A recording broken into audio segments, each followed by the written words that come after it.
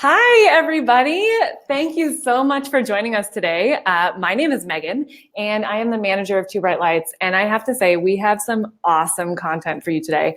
I can't wait to dive in and take some notes, but I am joined by Lindsay and Heather from LVL Weddings and LVL Academy, and they're going to tell you more about that and more about themselves. But this is going to be fantastic. We're going to be talking about how to design, plan, and execute a real wedding in order to get it published, which is pretty awesome and is going to be full of things that you need to write down. So make sure you have your notebook and your pen and maybe even some water, coffee, or a glass of wine, depending where you are, because I did see some people joining from Europe. No judgments here. I'm just jealous.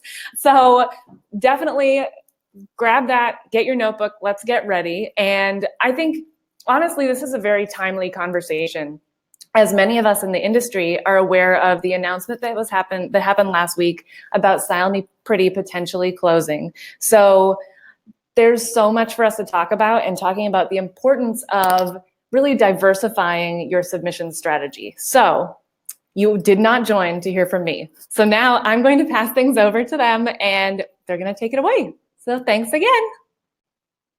Hey guys. Hi. It's Lindsay and Heather here. We're so excited to be here. And I was telling Heather this morning, I'm like, I normally talk in front of people and I'm totally okay with it.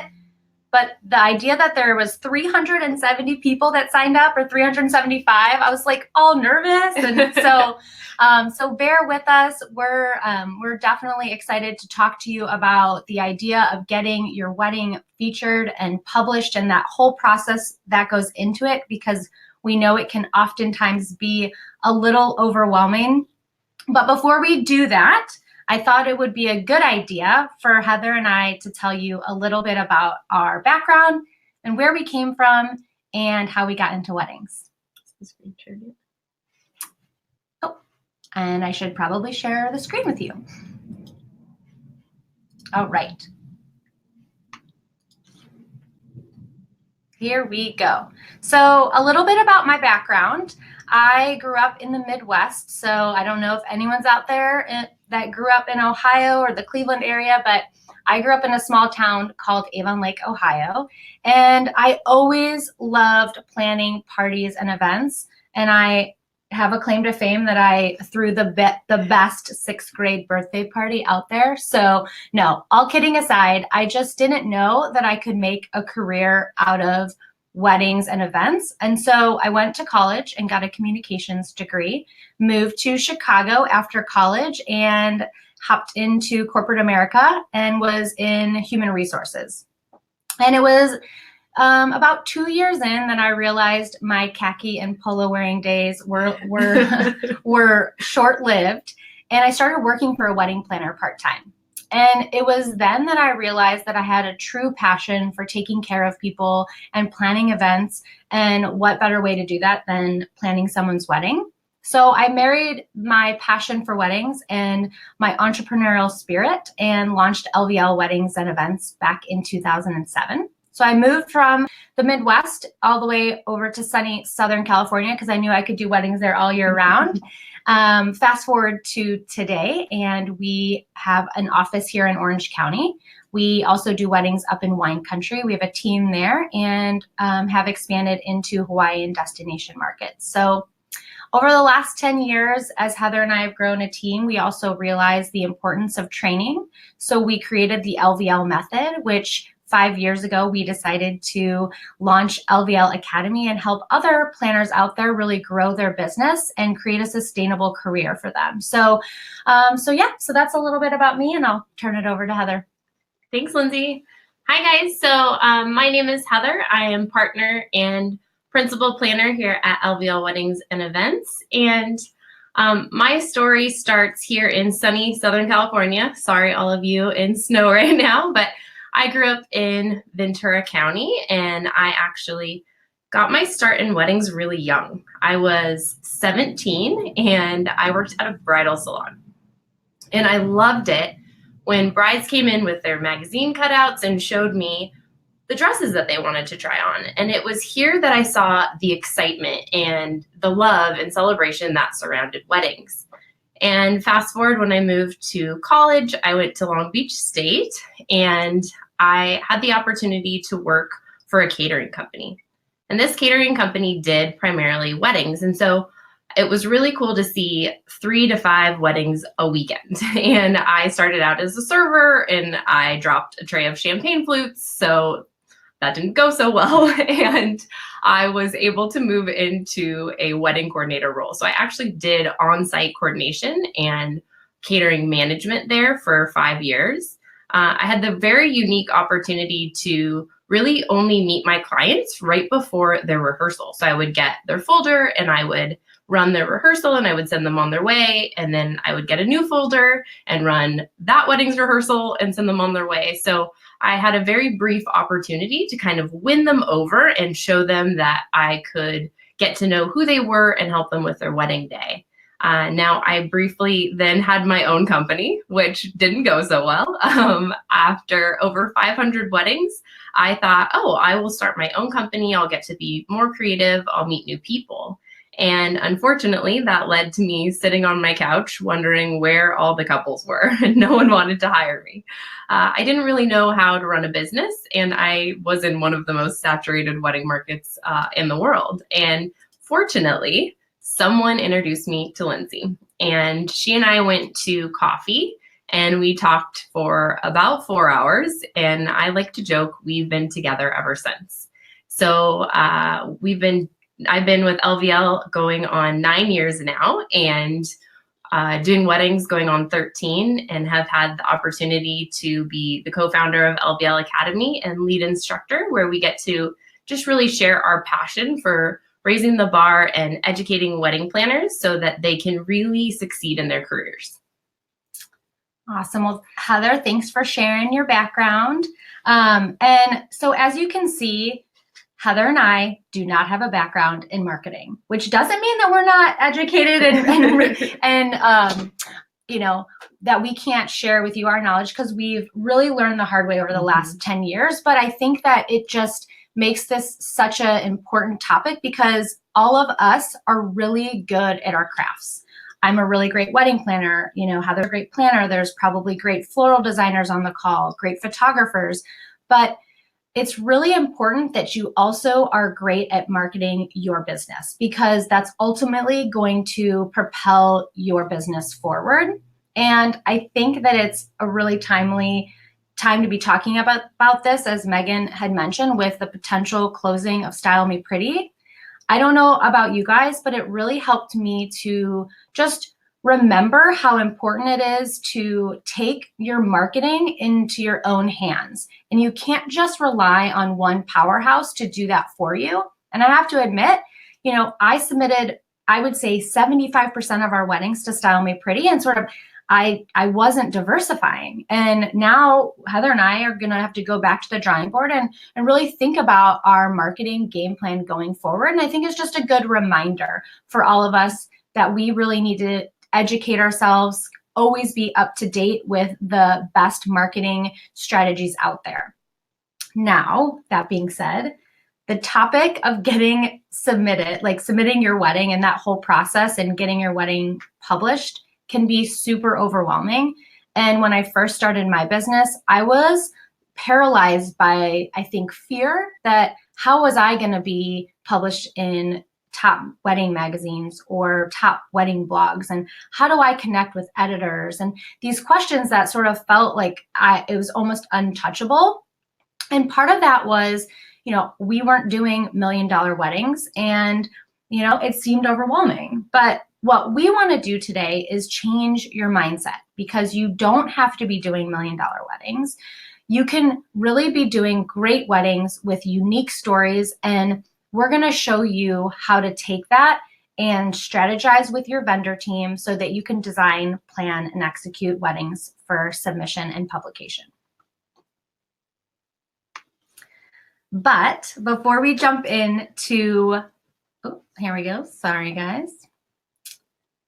Here we go. So before we jump into the cycle of getting your wedding featured, I want to talk to you about 3 important topics that you're going to want to write down. So number one is finding the potential. So not every client is going to be ideal in every single aspect. That's just not realistic. But what your job is to almost have the mindset of a reporter and think about what's that angle that is really going to make that wedding unique and different, whether it's a unique venue or the client's story, or maybe they have a little bit more in their design budget because that's something that's really important to them.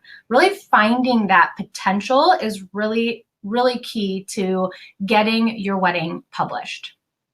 And number two, never make your client feel like their wedding is not as important as getting featured. So, we are very much about customer service at LVL. And the only time a client would even know that we are going to be submitting their wedding is just getting their approval. So saying, the conversation goes something like this, your wedding has potential to get featured in the X publication and we're really excited about it. Would you be open to it? And just sort of talking and answering any questions that they have. And as soon as they give you the approval, that's the last they should hear about it, because their wedding ultimately is way more important than getting the wedding featured. So I think it's really important that you hold true to that and don't get lost and caught up in just the publication side of things. Definitely.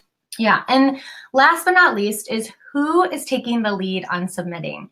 So I think it's kind of crazy. In all of my 10 years of doing weddings, I can count on one hand how many vendors that I've been working with have actually approached me to submit a wedding. And typically we're really taking the lead on doing that, which I think is a good idea. Yeah. Your planner should at least be part of that process, because we ultimately have all of the resources and details of who was involved in the wedding, from the bridesmaid robes to the dress and the attire. But I also think it's something to consider that if you are a floral designer, a photographer, even a DJ, entertainment, doesn't matter. If you feel like there's potential for your couple to get their wedding published, then talk to their planner. And if they don't have a planner, God help them. But then I would say the next person to help you would be the photographer. So yeah, and I think it's just really important to either communicate if the planner is going to take the lead or the photographer.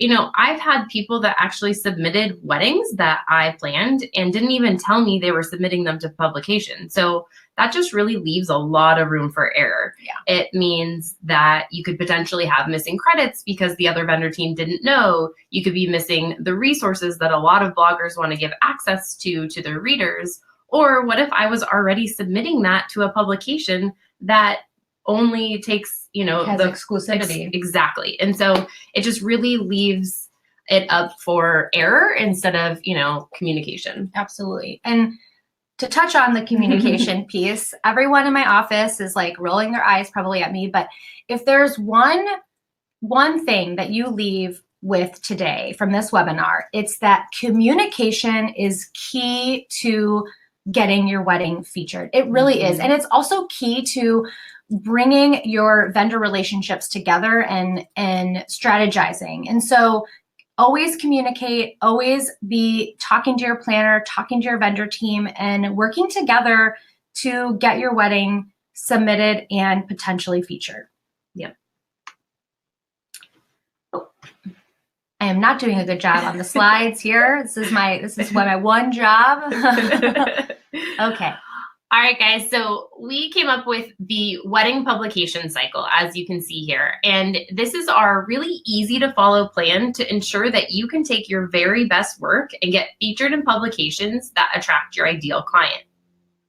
So when you're working with a couple, the very first step is to get to know them. You really can't design a unique wedding for your couple until you get to know them, of course. So it's really important to ask them questions and then use those important details to design with your client in mind. Yeah, and I just recently saw, I don't know who on here has seen this, but there was something posted on Instagram, and it was escort card display, not card, but escort display of Himalayan sea salt shot glasses with tequila in them and a little lime on top with the guest's name, and that was their seating chart. And I can't help but think that there had to have been a story behind that, not to mention probably why they got featured. And I wish I was a guest at that wedding, for sure. Yeah, I love that. It's such a beautiful execution of a cool idea. And this is really the best way to bring unique and personalized elements that are going to grab attention of the editors and really stand out for publication. So the next step is diving into the design. And there are some really important factors that we want you to consider, and we're going to walk you through those shortly. Now that you have the design, it's time to build the dream team, as we like to call it. So here's where I feel pretty strongly that the design comes before the vendor team. I like to dream up new and personalized ideas, and then I select the vendor team to go with that. I want to make sure that the vendor team suits the couple's personality, their expectations, and the design, but more on that later. Yes, and once you have your design and your vendor team in place, now it's time to get planning. And for all the planners and other vendors listening, the biggest piece to all of this during planning is the timeline. So you'll want to make sure that first and foremost, the timeline is set up for success for your client, and then allows time for your photographer and your styling team to capture the wedding in a way that would best suit getting your wedding submitted. So photographers out there, hopefully you're amening. Loving right now. this. Yeah. We highlight wedding day. Oh, yeah. All right, now that you have the plan, next up is the wedding day. And this is where you really bring your client's story, your design, and your vendor team's hard work to life.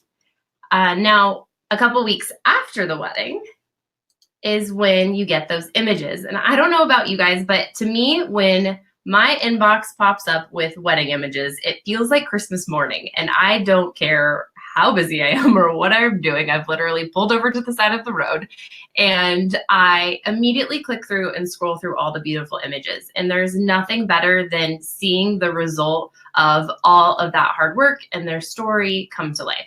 Yeah, absolutely. I feel the same way. My husband's like, get off your phone. I'm like, no, I just got photos from one of my weddings. So, okay. So now that you have your images and you've chosen your top ones, now you're ready to pitch to a publication. And in an ideal world, you would pitch to a publication that has your ideal client in mind. And this cycle should really be self-sustaining. So if all goes well and you continue to get published in a place that attracts your ideal client, then you're most likely going to book your ideal client and the fun starts all over again. So, that is our wedding publication cycle. Perfect. Yeah. Mm-hmm. All right. So now we're going to dive a little bit deeper into the wedding publication cycle, and we are going to start with the client. So I want to share with you my top 5 questions that I love asking my couples when I'm really in that getting to know them phase. So you're going to want to write these down. Number 1, what is your favorite thing to do together? Number 2, how did you meet? Number 3, tell me about your engagement story. Number 4, where have you traveled? And number 5, how are friends and family important to you? And I really found that these 5 questions allow you to get to know your couple, their relationship, their story, what they like to do together, and how they probably want the look and feel and overall importance of their wedding.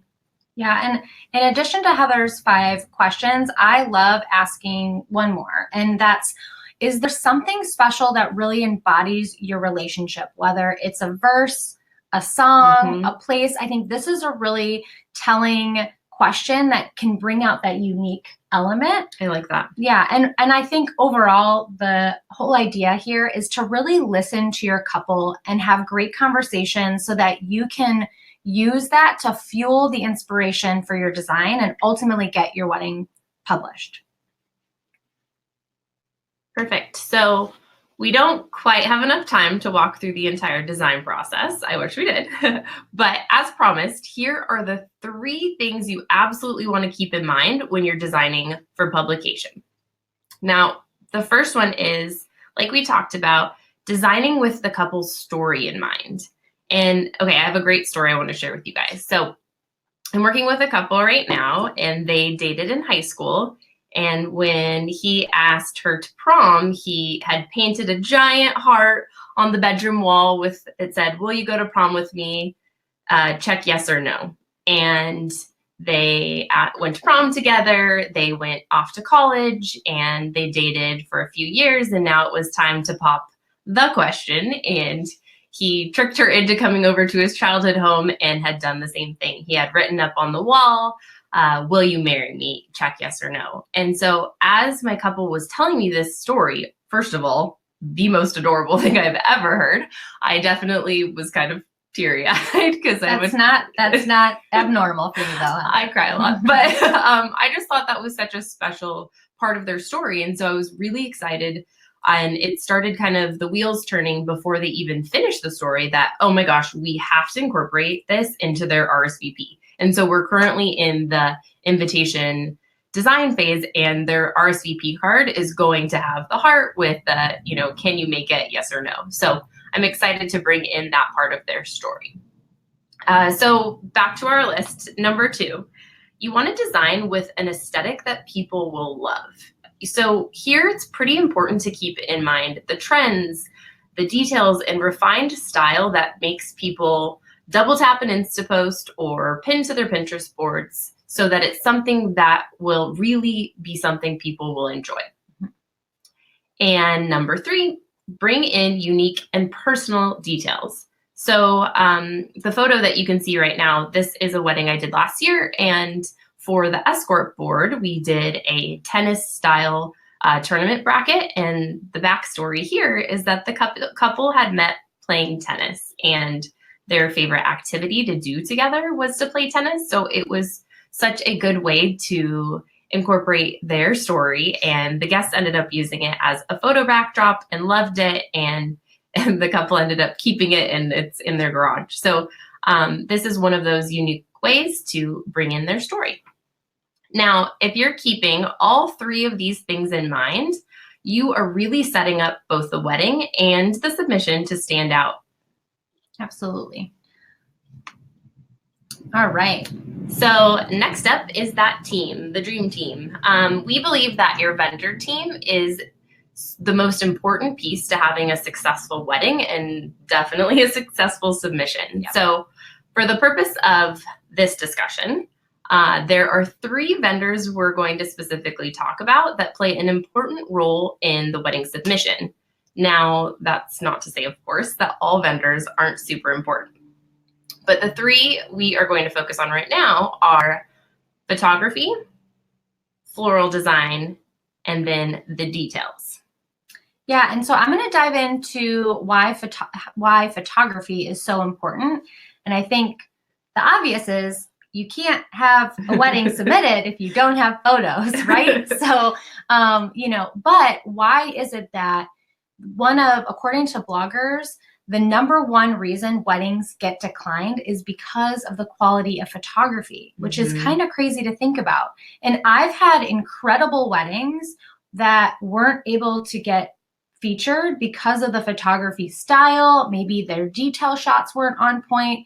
And I have to say, and I know Heather feels very strongly about this, because is that it's just soul crushing, because you can't put it on your website and you have these beautiful images, and it's really, it's a really hard pill to swallow. So on the same token, I've had simple but beautiful weddings that weren't as crazy over the top as the others, but had great photography and great detail shots, great styling that were picked up by top wedding blogs or publications. So I think this is why it's so important to collaborate with a photographer who's dedicated to those detail shots, and they're willing to work with you as a team instead of sort of fighting against that. And I also think, just from a planner's perspective, that's why making really great, strong relationships with photographers is really important. Yeah, if you've seen behind the scenes photos of a photographer standing on a chair over a table, that is a photographer you want to work with. Yes, agreed, agreed. All right, so next up is floral design. And it is so important to select the right person for the job. As I design, I tend to really consider the floral designers in my arsenal. And as I pin images to a design board, I actually will use portfolio images from those floral designers. And then it kind of becomes more obvious who probably is the best fit.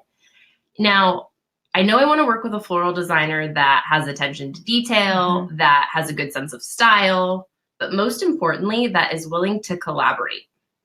Now, on the flip side, you have to be able to really give a floral designer the creative space that they need. They're an artist. So if you just really talk about the details and what the expectations are, but step back, and I always kind of joke, like, you do you, that's really when you're going to get the best work from an artist. Yeah, you've got to trust them for sure. And one way to help sort of alleviate the unknown is doing a floral mock-up. If you want your wedding to be featured, you must do a floral mock-up. And you may have a client who doesn't want to necessarily pay for that or doesn't see the value in it. And I would say then you should make that investment from your business because it's totally worth it. And on the flip side, if your client is open to a floral mock-up, this is a great way for you to bring in some unique, maybe outside of the box designs that you can't find on Pinterest, and you can show them in person. Because sometimes it's hard to get that on paper, and a floral mock-up will allow you to, because at a floral mock-up, it's just not the flowers. It's the whole tablescape and all of the details that go into it. So yeah, and I tend to be a little conservative when I'm designing behind a computer screen, but once the linens and napkins and stationery details and all of that's together, I tend to go a little more bold because once you take a photo of it, you might realize like, oh, that's a little too muted, or here is a great idea, and the client wasn't into it until they saw it in real life. Yeah, absolutely. So the third and very important vendor to the team is bringing those details to life. So whether it's a stationer or calligrapher or maybe someone from Etsy, here's where you want to collaborate with a professional to make sure that the execution of those details are flawless and refined. Rather than just passing along the design board and walking away and saying, here's what I want, I really recommend actually sitting down with that person. So one of the most creative weddings I've ever done really came out of the stationer and I sitting and like giggling for 2 hours. And we went, what if we did this? And what if we did this? And we came up with a laundry list of great ideas, because when you really collaborate with your creative partners, the best things come to life. Now, we could only convince our clients to do half of them, but if we hadn't come up with them, the wedding would have been totally different and probably not submission worthy. Yeah, absolutely. Okay, so now that you have your design in place, you have your vendor team, now it's your role as the planner to communicate. And we have come up with 5 key principles on what the plan entails. And that is creating a timeline that leaves room for amazing detail shots. This is imperative. You've got to build in time for detail shots in your timeline. And that's why we, have a really, like, the timeline is our Bible. And we also make sure that we review that timeline with the photographer, because they're the ones that can tell us, okay, I need more time for this or that. Number 2 is saying yes to the first look, because this allows more time for details, for portraits, and emotional images. Now, you may not be able to convince your client to do a first look, and that's okay, but then you need to kind of pad your timeline accordingly so that those detail images are still possible when they don't do a first look. Absolutely. And since lighting is crucial, you've got to be mindful of where the detail photos are being taken. And when, like, we always talk about, hopefully the client didn't already sort of set their ceremony in place, but ideally the ceremony should not be before sunset, because this will, after sunset, because then it will allow you for more time for those great photos. Yeah, I don't know why brides think that, oh, a sunset ceremony is perfect. But if they're not willing to do a first look and they want a sunset ceremony or things run behind, then everything is in the dark. And that's probably not the result they're going to want in their images. Absolutely. So number 4, you're going to want to have a detailed shot list of all the personal items that a photographer wouldn't necessarily know about that are going to be key to getting that wedding published. For example, I recently did a wedding for a bride whose family owned an essential oil company. So she wanted, I think, 60 diffusers. So many. and she had 3 different spaces. Our ceremony, cocktail hour, and reception were all in different spaces. So she wanted those diffusers all over around the perimeter of each of those spaces. And she wanted to use the company's candles. Now, the photographer may not have known that those were really important elements to her wedding, but I made sure to take note of that. And I think maybe he also knew because you could smell the essential oils throughout the whole wedding. But that is honestly why that wedding got featured, because of those really specific personal details.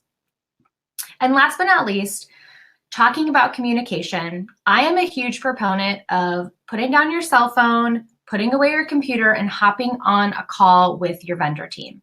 If you have a plan to get your wedding submitted and published, you've got to communicate. You've got to get on the phone, have a last minute powwow of how things are going to run so that you guys can make sure you have a really good game plan in place.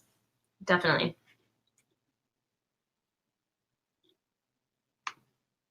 All right, so now we are on to the wedding day, and I want to kind of share with you the flow of a wedding day for me. And of course, this is when all the magic happens. So as I arrive in the morning, I unpack all of the personal items and paper goods and details, and I like to pull out 1 or 2 of each and put them aside for detail photos for the photo and video team later. I found that this is just a much more efficient way to have all of that ready instead of later kind of having to unwrap everything and grab it around. So those can be like cocktail napkins, place cards, escort cards, ceremony programs, things like that. Now, after I go and check in with my couple, of course, and check on the setup, that is when we're usually getting into the styling and detailing of those detail photos. And here is where I love having fresh florals. Oh, we have to tell you a story. So we were recently doing an academy, and I think most planners ask for fresh florals, right? And we had a floral friend teaching, and she was telling the attendees that florists don't just have extra flowers. Like, that's not something they account for. And so apparently there is a term that planners do to florists, and it's called being loose bloomed because you ask for loose blooms. So try not to loose bloom your floral team, and make sure that you add or ask for the loose florals ahead of time. And we're definitely guilty of that. Oh, for sure. When she was talking about it, I'm like, I've asked her that several times. I've personally done that to her. Whoops. So we learned a valuable lesson. So be sure to ask for that ahead of time. So now that we are laying out those details and getting them ready for detail photos, one of the things that I like to do is have a couple linens that really go with the aesthetic and design for the flat lay photos. And that really ensures that the detail photos are in line with the overall design and they're not just shot on a carpet. Yeah, and very cohesive. Mm-hmm. One other tip is that some photographers actually have styling boards. Mm-hmm. And I really like to just ask if they have a styling board and then see if they can bring it. So that way you have something that they're comfortable and a surface they're comfortable working with. Yep. Because sometimes the linens can be wrinkly, you just don't know the fabric or texture. So styling boards work too. Yeah, and the next tip is to actually send the invitation to the photographer ahead of time. So typically I'll order 1 or 2 extra options, or if you can in the process, just actually mail one, like when you're sending them out to all the guests, just mail it to the photographer. And then I also like to have them on site that day. And so we'll style it out, and just in case something is spilled on it, or you run out of time, or you're working in a tropical location with a ton of humidity, the photographer has one at home to shoot on their own time in their own terms if needed. Absolutely. Yeah. And then one of the next tips is to really take matters into your own hands. So if you are in a situation where the setting is less than ideal in terms of lighting or kind of the background, if you're in a dark ballroom and you have a beautiful design and it's going to break your heart because those detail photos aren't going to quite be what you want, don't hesitate to literally pick that table up and carry it outside. So if you can do that, take the time to really quickly just move it outside, lay it all out, and then have the detail photos taken out there in addition to the overalls and stuff in the room. Or if you can, even better, have a full table, linen, 6 place settings, the floral arrangement, everything extra set up, and you can do that outside. And then there's probably even more time to get those images. Just recently, we were doing a wedding in Maui, and it ended up being a rainy day. So we were under a tent we hadn't really intended on. And so luckily, we had an extra table and had everything set up. And so Lindsay was assisting me, and I was, busy with the couple and making sure that they were good. And so Lindsay and the photographer set up the full table outside of the tent. And those are the detail photos that we really love and the client really loves as well. Yeah, absolutely. And one other little side note is just making sure that you have someone on site that is on your team that is specifically handling making sure everything looks perfect. Now, it doesn't have to be exact on every table. It's like, that's not really realistic to have your charger 1 inch from the table. Maybe for some planners, but I just not how I operate. So I make sure that I have a very detailed assistant or planner helping me on the wedding day and working with the photographer to ensure that that table is perfect. The one that they're shooting is perfect. The silverware is straight. The menu is, on point and everything. There's no water in the water glasses. There's no butter on the table. No salt and peppers. So you really need to think about those details, and having someone on your team to help you do that is really crucial because you're going to be focused on the bride. So you can't be focused on. Yeah, we've had really big weddings that we kind of learned that lesson the hard way. And if we didn't have someone dedicated to making sure those images are clean and all the details are ready, then we're probably ended up with photos that weren't quite what we were looking for. Yeah, and I think the wedding day, this is when it all happens. You cannot go back. So it's very important that you guys really take note of the last 7 tips that Heather and I mentioned. Perfect. All right. So, that amazing email comes into your inbox, and it is the images of your hard work and the beautiful wedding and the couple's story. And so now it's time to prep your submission. And I want to go through 6 things to help you ensure that your submission is ready to go. So first and foremost, it's important to know where your wedding is a good fit. Where do you sit in the marketplace? Where are your weddings going to really thrive? So consider the photography quality and style, know the design and the details, and then where that might be a good fit. Yeah.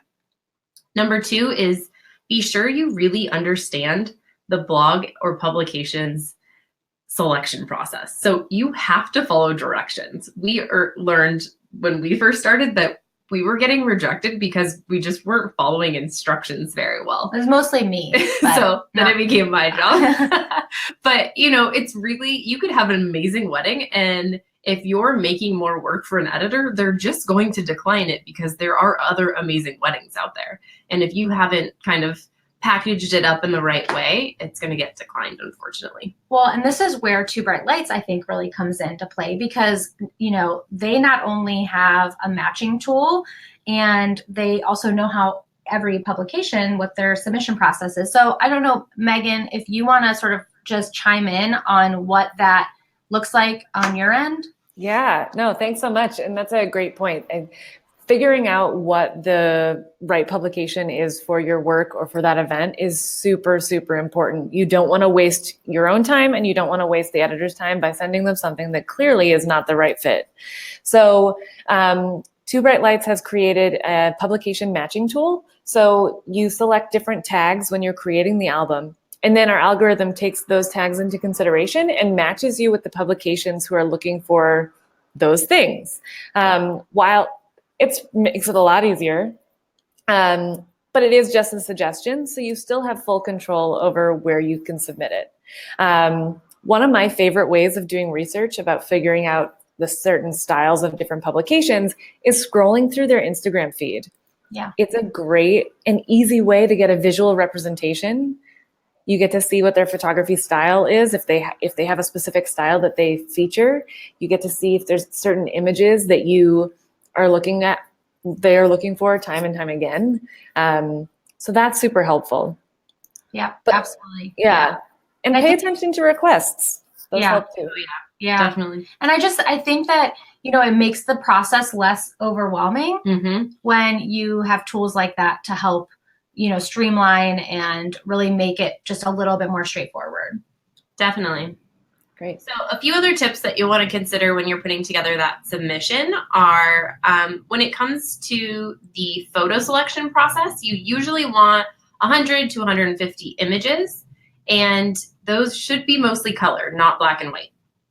Now you also want a variety of images, so they should have lots of details, include personal details, emotional moments, not just a bunch of details. I've seen people kind of put together submissions before and they're missing the key elements, the couple. It's not just about all the pretty things. So emotional moments, and then you definitely want to include this tablescape, paper goods, and cake. And know what variation the publication is looking for in terms of landscape or vertical. Absolutely.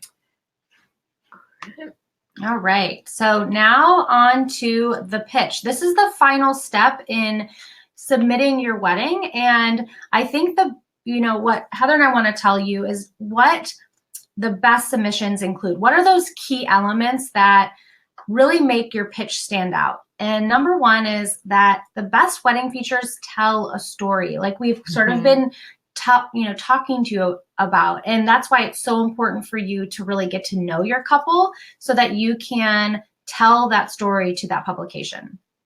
Now, another important tip is that all vendors must be credited. And we really prefer to include the wedding website or the vendor's website and their Instagram handles. So there's nothing worse and more defeating than seeing your wedding featured and you're not credited. And that's actually happened to us in print. And that's, you can't go back from there. So it's really important that all vendors are credited appropriately. Note where special elements are from to include attire and, robes and those little elements and those things that make weddings special and unique. And I would say the planner should always be asking about the attire, shoes, Definitely. Wedding dress, those kind of things. And ring box. Yeah. And all the little details that another bride is going to want to purchase. If they don't have the answers on how to get them, you're kind of missing out. Absolutely. And then last but not least is I really think about a wedding in 5 chapters. So you want to, when you're thinking about that pitch and when you're choosing and selecting your photos, you want to think about chapter 1 is getting ready. Chapter 2 is pre-ceremony. Chapter 3 is the ceremony. Chapter 4 is the cocktail hour. And chapter 5 is the reception.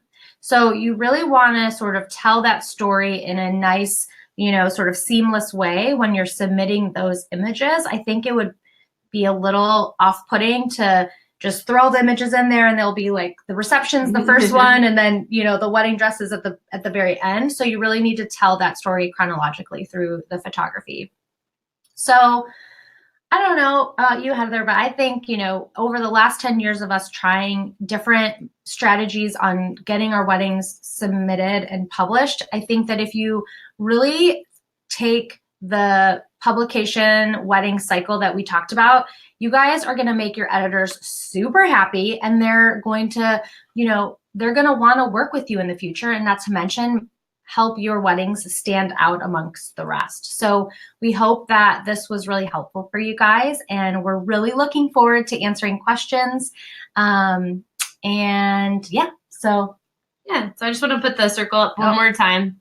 So we really feel like if you follow this plan, this is going to help you succeed. It's going to help your wedding stand out. And it's just going to give you the tools to not be so scared to really go after those publications that are going to attract your ideal client.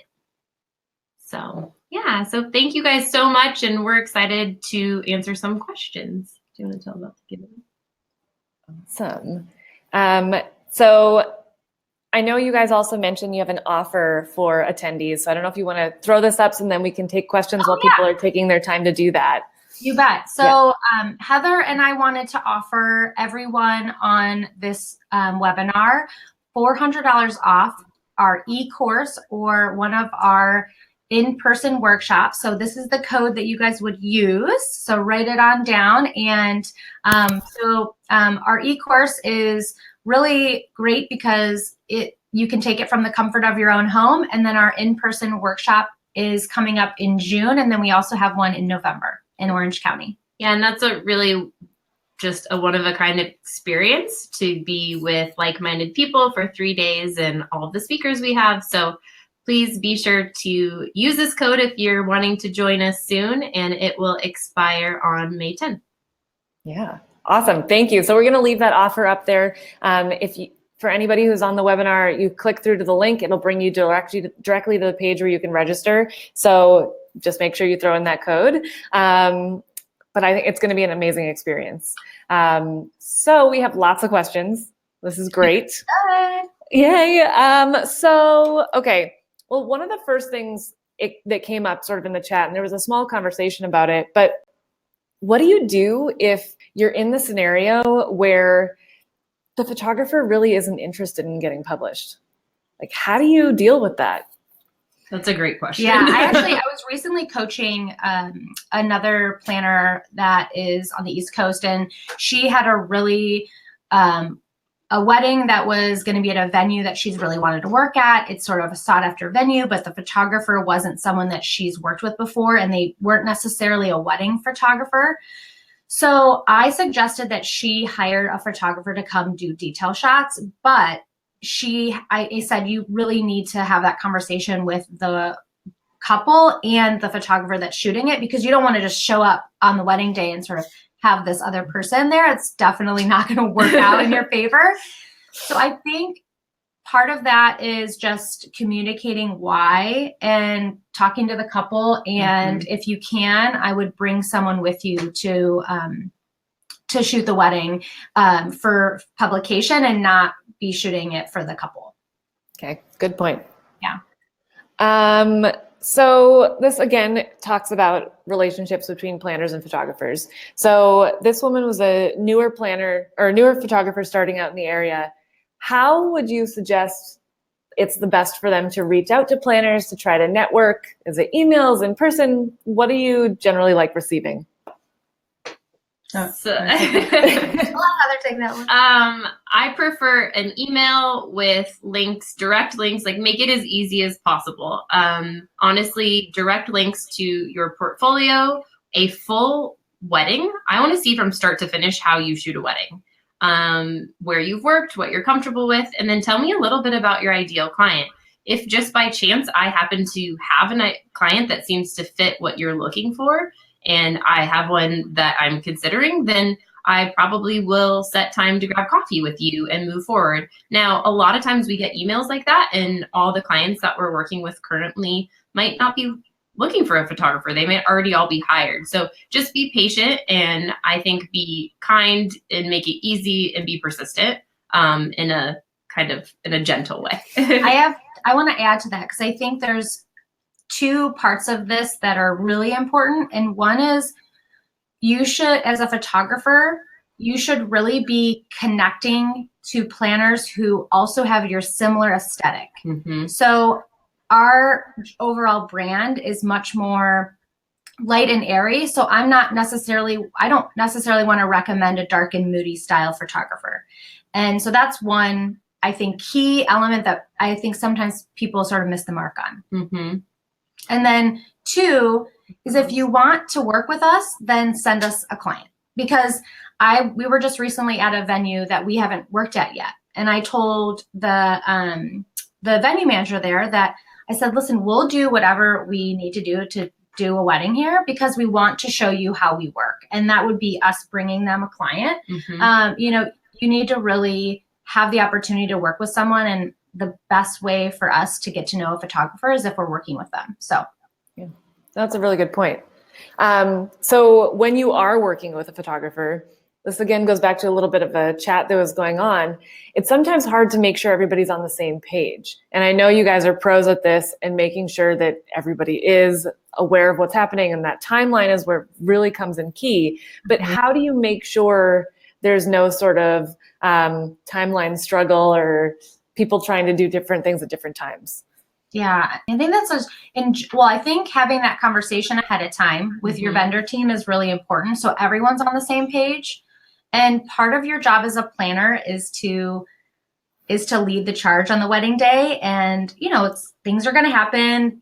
People are going to be running behind schedule, and that's why you want to make sure you have a buffer time in your timeline, so that if you are running behind, then you're still going to be able to get those detail shots. So I don't know, that would be my... Yeah, and I think in those initial planning phases, when you're talking to the photographer and the design team, it becomes pretty clear how the wedding day is going to go.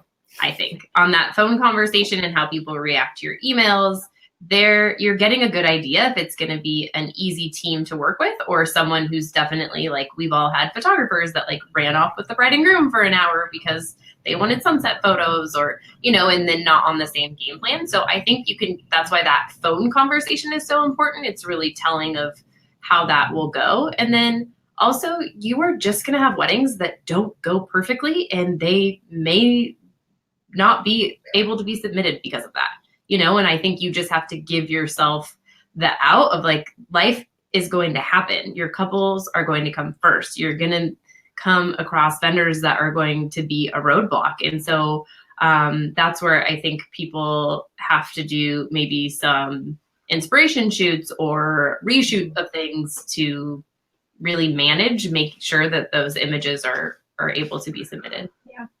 Yeah. So we're going to take a turn and now talk about florals. So how do you make sure a florist stays within your color palette? This came from Lauren. She said, so often they totally miss the inspiration board, and they'll even tell us that they know they did. So it really does kill the theme of the editorial, the submission, the wedding. How do you combat that? Lauren, thank you for that question. I saw it pop up and I love it. So one of the things that we like to do is, so we actually have a deck of Pantone colors, and they're Pantone postcards. They're like $12 on Amazon. I highly recommend that any designer or planner has them.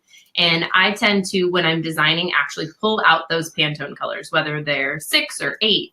And when I am meeting with a floral designer or getting that initial quote, I'm really communicating.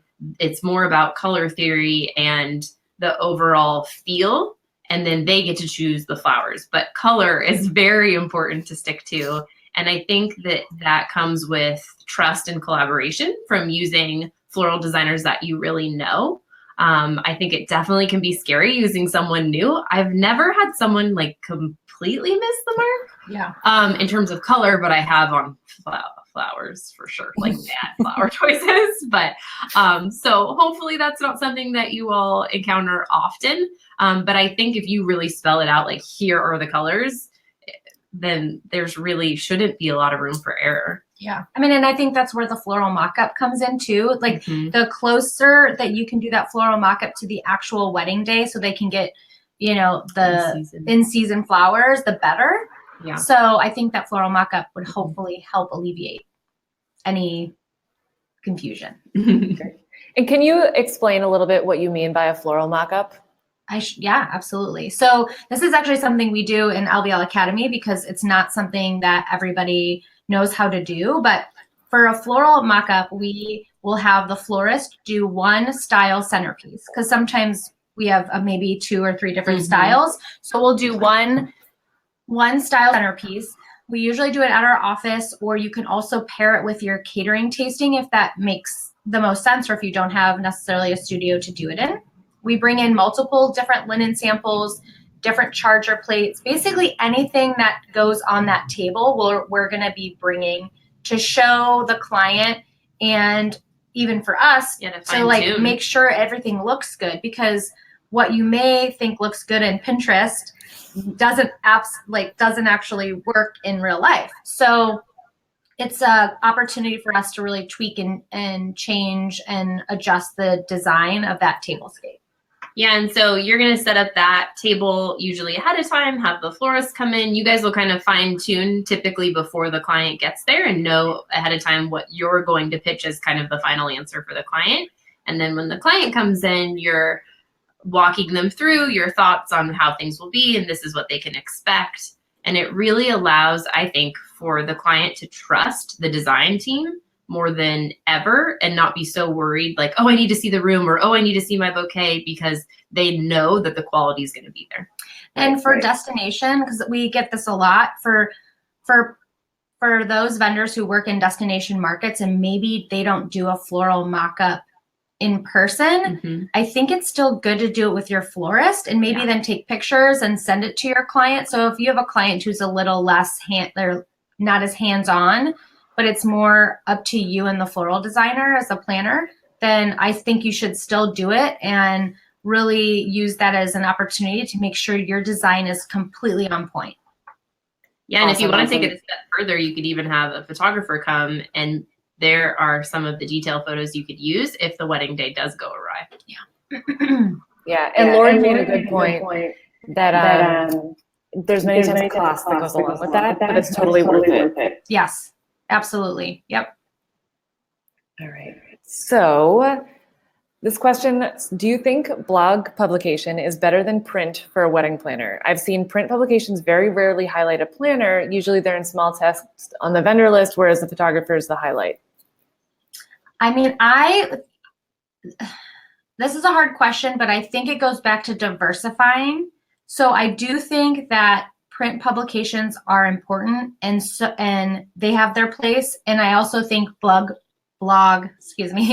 publications have their place as well. If you are looking to increase your search engine optimization, I think a blog is a great place for that. If you're looking to legitimize your brand and really increase, if you are, say you're doing kind of lower budget weddings and you want to do move into a luxury space, then I think print is a great option for that. So I think it depends on your marketing strategy and your ultimate goals, but I do think it's good to be in both. Yeah, and I do see what you're saying about, I think often in print, we are less highlighted as a planner. Whereas because often we are submitting to the blog, it typically says like from Heather from LVL and then writes the blurb. So I think that is really great for couples to go and see your name specifically attached to that, or your full company, kind of at the top. So I would say probably we tend to go after blogs also because that's easier. There are a lot less print options, and a lot of the print options are a lot trickier to get into. Awesome. That's very helpful. So there's a question here that actually I can answer. So Tamra, I hope I said that right. So we're a venue that hosts some truly incredible weddings. We notice that so many photographers get through their wedding with the best intentions to get published, but often get busy with new business, so they drop the ball in submission process. Can we, with permission, do the submissions? Yes, yes, yes. And you should. If you want to take it into your own hands, absolutely. And it's exactly the same things you need to be thinking about for that submission process as we discussed earlier. So I don't know if you guys have anything to add to that, but just loop in the planner. Yeah, if you have a planner on these weddings, I think it's great for you to communicate. And I would say, Tamara, it goes back to the point of communication and having a good strategic approach to getting those weddings featured. And like Heather mentioned, making sure that the couple is okay with it as well. So Yeah, we've had couples that are just not okay with their wedding images being anywhere, not on social media, not so you just don't assume that a couple wants to be featured. Some people are really private, and so you just want to make sure that you have the couple's permission for sure. Even if they signed your contract, because on our contract, it gives us permission to use their images. But I think sometimes they don't read it. And I wouldn't want to get through the submission process and then you have to get their approval before you submit a wedding. So I wouldn't want to get to the end and they're like, okay, this wedding's approved. And the client's like, oh no, I'm not comfortable with that. Yeah. That's a great point. That's very important. So we've actually had a couple people ask if you could relist the 5 chapters of the story sequence that you went over in the submission. You got it. So it's pre-ceremony, ceremony, cocktail hour. I think I'm getting ready. Ready. Shoot. I don't have my notes. I closed my computer down, you guys. Okay, so getting ready, pre-ceremony, ceremony, cocktail hour, and reception. Awesome. Thank you. So we have 2 more questions, one from someone who's joined and one from me. So this question is, do you have any tips for if you are looking to do an inspiration or styled shoot for securing a venue? How do you go about that process? So I think you have to come in with a game plan. I think that if you come in already with a design in play in your head, and also think about that venue and what their brand is and where they would ideally be aligned. So, you have to think about the business side of that, and before you're approaching the venue. So I think you need to think about where would they ideally want to be published, and then what kind of style would attract their ideal client, and sort of come to them and saying, almost like if they had their own marketing team and they were going to be putting together a styled shoot for their portfolio, what does that look like? And so how can you just bring that to the table to almost think like that they're like, of course, why would I say no? This is going to help us get more ideal clients. A really good example of this is when I moved to Hawaii, the Montage was just opening up. And I had someone connect me with their catering manager. And I knew that they didn't have any weddings in their portfolio yet. And I had the time to do a styled shoot. So I said, I would love to do a styled shoot that is on point with your brand that you could use for your wedding gallery. And I would like to pitch it to X blog. And I already had an ideal inspiration for this shoot. And she said, absolutely. Because they don't really have a ton to lose either. They're not really providing anything besides the venue. So it's low overhead for them. And I brought in an entire team and we produced a beautiful styled shoot that got featured on a top wedding blog. And now they use those images on their website. So unfortunately now, everyone that contacts me wants that wedding. and she's sick of it. I was like, I don't want to do green tropical leaves anymore. Can we do something else? So yeah, and Lindsay's example was a hotel, so that potentially is maybe an easier way because they are already operating on the day-to-day, so there is a low overhead to do a styled shoot. Now, if you're going after a venue that is closed on the day-to-day and they would have to bring in like security and cleaning and stuff like that, just be mindful of what you're asking for. And if you do have a budget, perhaps meeting them part way. And then just don't be discouraged if someone says no. There are plenty of wedding venues, and go do, to the next option and make sure that you just keep going until someone says yes. I love it. That's great. Okay, so final question from me, and it's something that I get asked all the time. So how do you get something published if you feel like the weddings that you're shooting or planning, designing are not the most detail heavy? Maybe you feel like the centerpieces are too small, or they're not the $1 million weddings. And I know you touched on this earlier, so I'd love to see your thoughts on that. So First of all, just so you know, the closest wedding that I've ever had to $1 million did not get featured, and plenty of our low budget weddings have. So that it's not about price point. I think one of the things we were actually talking about yesterday is don't be afraid to create images that are a little twist of what reality might be. So if you have 3 arrangements on a long table and it would look better than 6 with 6, go take 3 arrangements from the other table, bulk it up, put lots of candles, pull it in tight, like make it look really lush for those detail photos for that one table, and then spread it back out in reality. And I think that, you know, one of my other tips is I usually will get the envelope hand calligraphied, even if the client isn't, with our company name and address, so that it's in the detail photo. So even if they were just gonna handwrite it or it was gonna be printed, I just have one beautiful calligraphy envelope for those detail photos. So I think both of those things can help. Yeah. And I like the idea of surprising your client with a gift that will also match a beautiful design detail. So maybe they didn't want to do anything fancy with their place cards, and it's an easy investment to upgrade their place cards or their menus. I mean, there's small places that aren't going to cost you a lot of money where you can add that special touch. Maybe it's a napkin. Maybe you upgrade all of their napkins and say it's a white linen. So let's bring in a beautiful blush upgraded napkin, and then you can also be the hero and surprise your client after you know what they like and what their overall design is. I think that's always an investment that's worth it too.